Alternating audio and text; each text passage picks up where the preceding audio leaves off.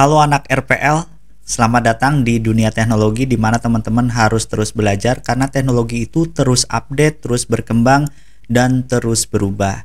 Dan ini adalah beberapa kunci sukses untuk anak-anak RPL di tahun 2024.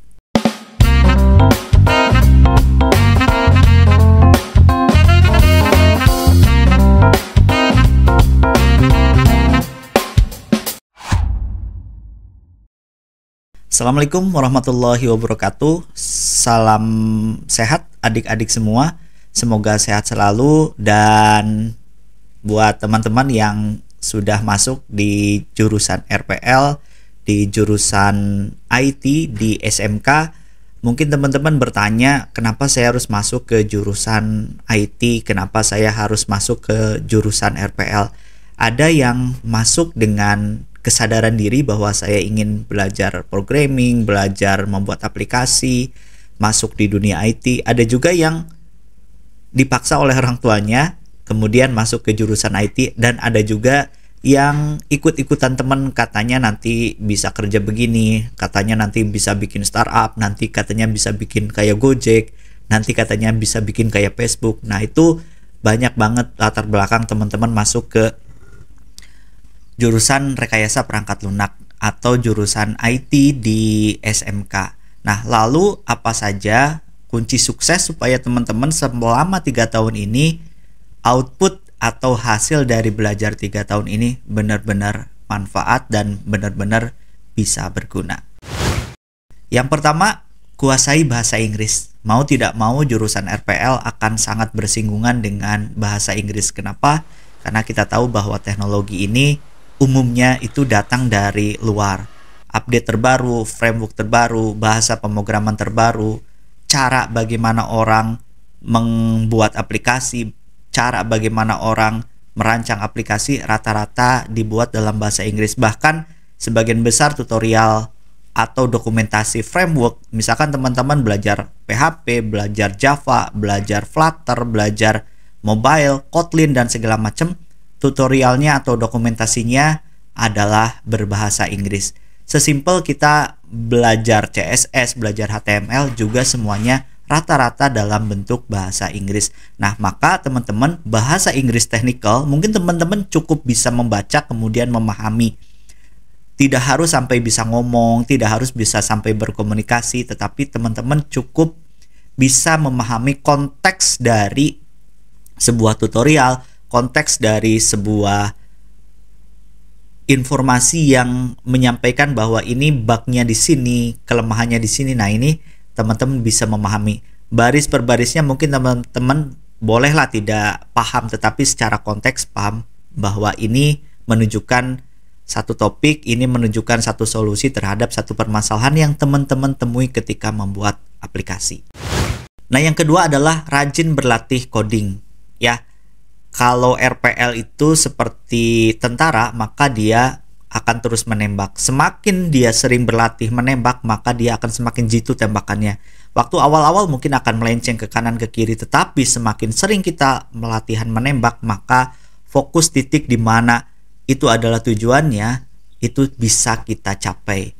Jadi ketika di kelas latihan coding, nah di rumah teman-teman bisa mengulangnya kembali dan melakukan penelaahan lebih dalam. Ini apa yang tadi dipelajari di sekolah? Ini fungsinya untuk apa?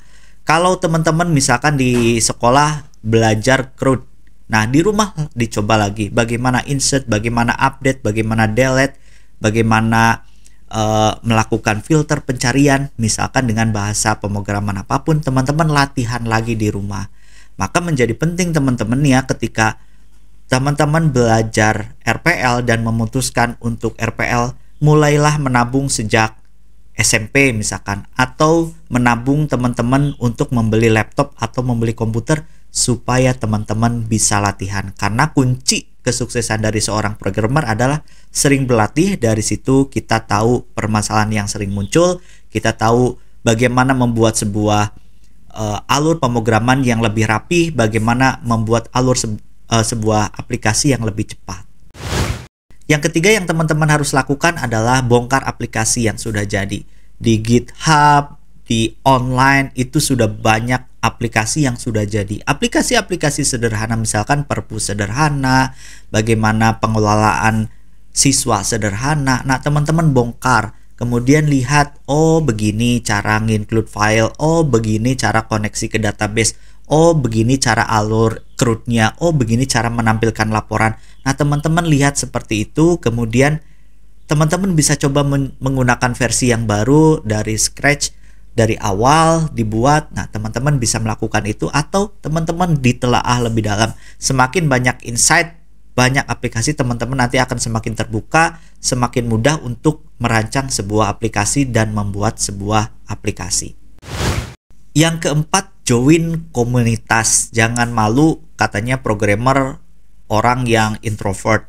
Betul, banyak yang mengatakan seperti itu, tetapi teman-teman harus dobrak mitos bahwa seorang programmer itu introvert. Teman-teman harus bisa bergaul juga, karena jangan sampai programmer hanya di depan komputer saja. Ada masanya programmer naik kelas, kemudian dia harus berkomunikasi dengan banyak orang, termasuk bagaimana menyelesaikan sebuah permasalahan, bagaimana mendapatkan update dari teknologi, bagaimana mendapatkan informasi yang terbaru dari dunia IT. Nah, teman-teman bisa join di komunitas. Biasanya di tiap kabupaten kota atau di kota teman-teman tuh ada komunitas IT, misalkan di cyber security, ada di programming, ada di misalkan programming Java, programming PHP.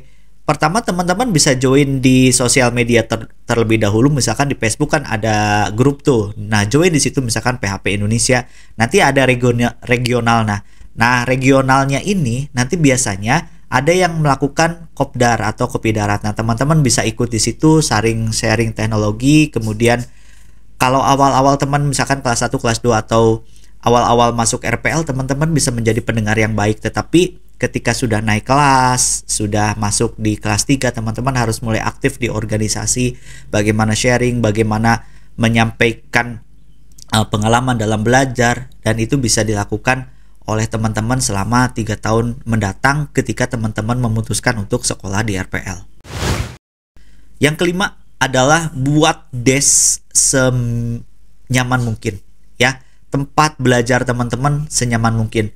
Teman-teman kalau punya uang atau teman-teman nabung, silahkan lihat bagaimana tempat kerja orang-orang begitu nyaman untuk ngoding, bagaimana lampunya seperti apa, kemudian kursi seperti apa. Kalau teman-teman punya dana, ketika tidak ada dana, teman-teman minimal bersih tempatnya. Supaya apa? Supaya moodnya dapat ketika akan ngoding. Nah, moodnya dapat ketika akan ngoding itu sangat dipengaruhi oleh lingkungan. Jadi ketika teman-teman masuk ke SMK RPL, kalau bisa di rumah, kalau memungkinkan minta tempat khusus untuk teman-teman belajar ngoding atau mulai mengerjakan aplikasi sederhana. Teman-teman tahu sendiri bagaimana membuat nyaman, meningkatkan mood, dan di situ yang harus dibentuk. Keenam, terus belajar dari internet. Nah, mau tidak mau, yang namanya orang pingin sukses dalam mempelajari sebuah ilmu, maka dia harus terus belajar dari manapun, termasuk dari internet. Kenapa saya memilih internet? Karena yang paling mudah untuk didapatkan. Teman-teman bisa join kelas yang gratis. Kalau ada dana 10-20 ribu bisa join kelas. Atau lihat dari YouTube. Nah, cari playlist di YouTube yang melatih pemrograman teman-teman dari dasar sampai ke tingkat advance. Jangan terlalu ngacak, cari yang ada playlistnya. Nah, itu akan membantu teman-teman untuk meningkatkan insight, bagaimana berpikir, bagaimana meningkatkan kemampuan algoritma, bagaimana teman-teman merancang sebuah aplikasi, bahkan bisa sampai untuk mempromosikan aplikasi.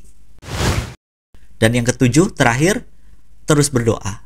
Nah, berdoa dan mendapatkan restu orang tua. Jadi ini sangat penting teman-teman, ketika secara teknikal teman-teman mampu membuat mood yang baik, kemudian meningkatkan semangat belajar, sering latihan, kemudian join komunitas, restu orang tua dan doa teman-teman akan sangat mempengaruhi ke 6 poin tadi di atas. Maka ini sangat penting, ya. Jangan sampai ketika teman-teman di waktu untuk membantu orang tua, di waktu untuk bersama dengan orang tua, malah teman-teman gunakan untuk ngoding, untuk sesuatu yang mungkin teman-teman menurut teman-teman itu adalah sebuah kegiatan yang benar, tetapi menyakiti hati orang tua, justru itu yang harus dihindari.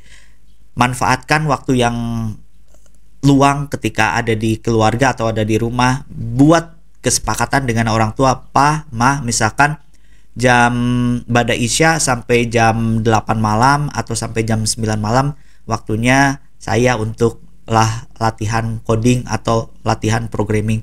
Kalau boleh tidak boleh diganggu. Orang tua paham, nanti minta bantuannya di luar itu.